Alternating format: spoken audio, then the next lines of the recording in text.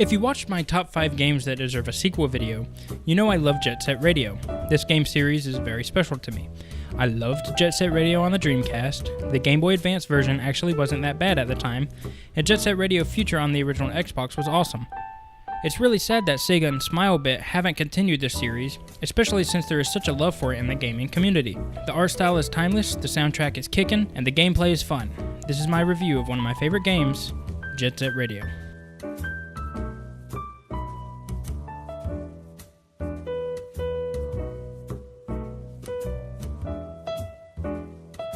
The plot in Jet Set Radio really isn't all that hard to follow.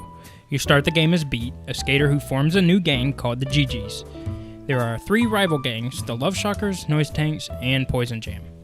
As the story progresses, you find out that something strange is going on in Tokyo-to. As if skaters going around spray painting the town wasn't strange enough, an organization of suits called the Rokaku start taking over.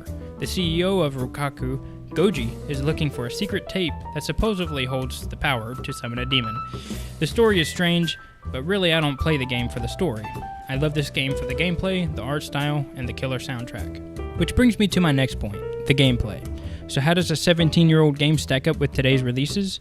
Well, this game does have some issues when it comes to gameplay. They are issues that are easy to overlook when playing since the game is so fun, but these are issues nonetheless. For starters, the camera seems to be programmed to work against you sometimes. It's an easy thing to work around, however I find myself missing jumps and not knowing there is a spot to tag because it seems the camera's sole purpose is to irritate me. The gameplay can be finicky at times as well. Chaining tricks together for big combos can be done, but it will take practice to learn how the character reacts to the movements the player does. The tagging aspect of this game is genius. Certain characters have easier movements, but you tag up the town by doing motions on the thumbstick. It will pop up when you go to spray, and you move the stick in the direction it tells you. As you tag the town more, the police get called, adding a new element of challenge to the game. So instead of just trying to maneuver through the city, you are evading cops, dogs, helicopters, assassins, and more. Yes, it is as intense as it sounds, and yes, it's very fun. The art style in Jet Set Radio is timeless. If you don't know the term for this art style, it is cel-shaded. Other popular games recently have used this, such as Wind Waker, Borderlands, The Walking Dead video game, and Ni no Kuni to name a few. Not only does this style of graphics look cool, but it helps the game's graphics age well. Jet Set Radio came out in the year 2000, which makes this game 17 years old this year.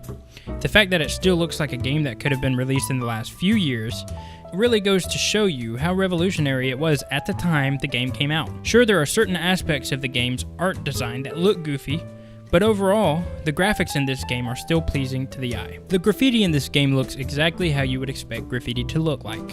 Styled appropriately, there are some really rad designs in the graffiti.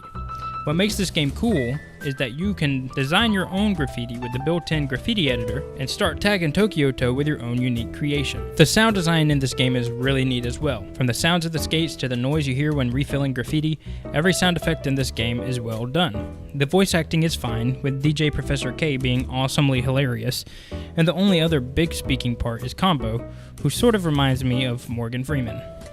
If you know anything about Jet Set Radio, it's probably that this game has a truly amazing soundtrack. I remember first playing this game and falling in love with the soundtrack. Even if you don't play the game, do yourself a favor and listen to the OST. You can find it on YouTube fairly easily. It's extremely fitting for the game and it never gets old. I can listen to it for hours on end and it never gets boring, even if the gameplay sometimes does. To me, Jet Set Radio will always be a classic that I will go back to every once in a while to remind me of how good of a game it was. The game is easily accessible since it was ported to PC, PS3, Xbox 360, and Vita, to name a few. I really do recommend at least giving this game a try, as it is a timeless classic that deserves more attention. Sega later made Jet Set Radio Future on the original Xbox. However, since the port of Jet Set Radio, we haven't heard any news. Hopefully we will see another installment in the series with updated visuals, improved upon gameplay, and another kickin' soundtrack. So that concludes my review of Jet Set Radio. Please remember to like this video and subscribe to see more. Follow me on Twitter and Twitch and interact with me in the comments down below. Want to see more? Leave a suggestion on a game you would like to see me review. Until next time, it's been my pleasure, and I will see you guys in the next one.